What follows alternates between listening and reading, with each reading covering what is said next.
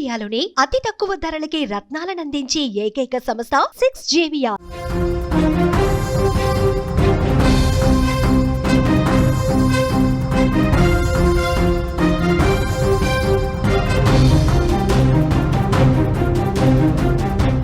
తన కూతురి మరణానికి తండ్రి చేతబడే కారణమని నమ్మిన ఓ కొడుకు అత్యంత క్రూరంగా ప్రణాళిక వేసి కన్న తండ్రినే హతమార్చాడు.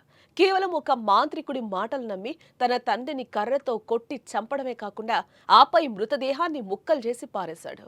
ఈ అమానుషమైన ఘటన కల్వకుర్తిలో జరిగింది. కల్వకుర్తి పట్టణంలోని వాసవినగర్ కాలనీలో నివసించే బాలయ్యకు 3 కుమారులు. అందులో ఒక కుమారుడు గతంలో మరణించాడు. మిగిలిన ఇద్దరిలో చిన్న కుమారుడు బీరయ్యకు కూతురుంది. 3 నెలల క్రితం ఆ బాలిక ఆత్మహత్య చేసుకుని చనిపోయింది. ఈ ఘటన బీరయ్యను తీవ్రంగా కలిచివేస్తుంది. కూతురి చావుకు కారణాలు అన్వేషిస్తూ అతను మాంత్రికుడిని ఆశ్రయించాడు. అయితే ఆ మాంత్రికుడు చెప్పిన మాటలు బీరయ్యలో ఒక అనుమానాన్ని, పగను పెంచాయి. నీ కూతురి మరణానికి నీ తండ్రి బాలయ్యే కారణమని ఆ మాంత్రికుడు చెప్పడంతో బీరయ్య తండ్రిపై తీవ్రమైన కోపం పెంచుకున్నాడు. ఎలాగైనా తండ్రిని చంపాలని పక్కా ప్లాన్ వేసుకున్నాడు. ఈ నెల 3వ తేదీన బాలయ్య పొలంలో పశువులను మేపుకుంటూ ఉన్నాడు. అదే సమయంలో బీరయ్య అక్కడికొచ్చి తండ్రితో గొడవకు దిగాడు. అది కాస్త పెద్ద పంచాయతీగా మారిపోయింది. ఈ అదురు చూసి బీరయ్య అక్కడ ఉన్న కర్రతో తండ్రి బాలయ్య తలపై విచక్షణారహితంగా దాడి చేశాడు.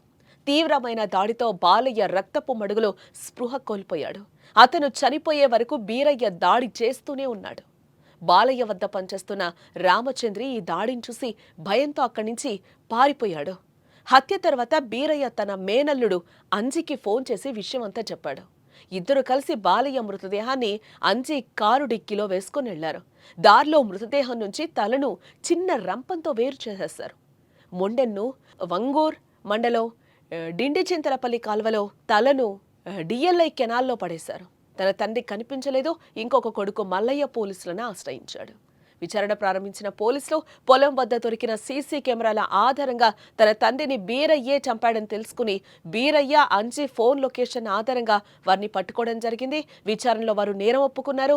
నిందితుల నుంచి బంగారం, చెవిపోగులు, హత్యకు ఉపయోగించిన కర్ర, ఆ రంపం, కారు, బైకును కూడా పోలీసులు స్వాధీనం చేసుకున్నట్లుగా తెలుస్తోంది.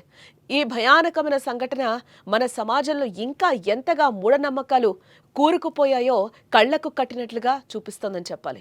మనవరాలి మరణానికి కారణం తెలియక బాధలో ఉన్న ఒక తాత ఒక మాంత్రికుడి మాటలు నమ్మిన సొంత కొడుకు చేతిలోనే ప్రాణాలు కోల్పడం అత్యంత విషాదకరం, బాధాకరం. అజ్ఞానం, అసహనం మనిషిని ఎంతటి నీచానికి దిగుజార్చుతాయో ఈ కేసు మరోసారి రుజువు చేసింది. మనిషి ప్రాణం అంటే విలువలేని వస్తువుగా మారిపోయిన ఈ ఆధునిక సమాజంలో మూఢనమ్మకాలు ఇంకా ఎంతమంది అమాయకుల ప్రాణాలను బలిగొంటాయో చెప్పడం మాత్రం కష్టంగా మారిందని చెప్పుకోవచ్చు. మా నాయన బుధవారంకి వెళ్ళి కనపడలేదు. 3 తారీఖు నుంచి ఇక్కడ పోయినా అనుకున్నా, రాలేదని బండి చిలకలు ఉన్నది. బండి చిలకలనే ఉందని పొద్దుగాల ఉదయం పాలు విండి పోసి బయటికి స్టేషన్ కనుక్కున్నారు. ఎస్ఐ సార్ కలిస్తే నాయన కనపడలేదు సార్ అంటే ఆధార్ కార్డు ఫోటో, ఒక ఆధార్ కార్డు తీసుకొని రాపు అని తొలిచిండు. అట్లా ఇద్దరిని కానిస్టేబుల్ తోలిస్తే చెక్ చేసి షెడ్ కాడికి వచ్చి తొలితో చూసి అక్కడ సీసీ కెమెరా కనపడేది. సార్ దానికి కార్లు వేసుకొని పెట్టి అలా అన్నాడు కాదు నాకు ఇప్పుడు, అంతేగాని అలా అసలు నాకు బిజీ రాదు.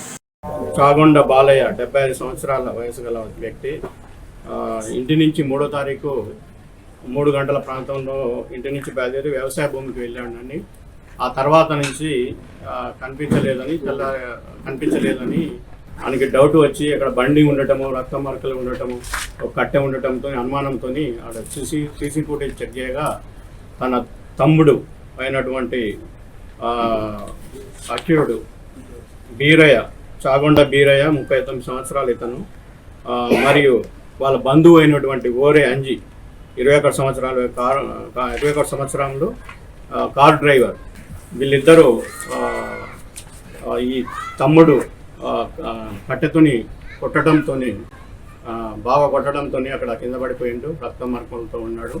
డిఎల్ఐ కాలువ దగ్గర యాక్సా బ్లేడుతో తలని మొండాన్ని వేరు చేసి ఆ డిఎల్ఐ కాలువలో తలని వేయటం అనేది జరిగింది.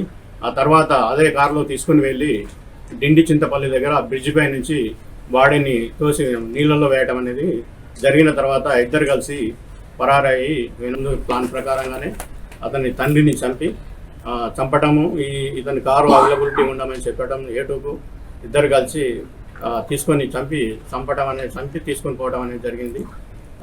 దీనిలో వేరు చేసేటప్పుడు తలకు బంగారు రింగులు ఉంటాయి కదా, చెవుల రింగులని కూడా ఆ చెవు కోసి తీసుకోవడం అనేది జరిగింది. ఆ చెవు పోగులు ఇంట్లో దాచిపెట్టడం అనేది జరిగింది.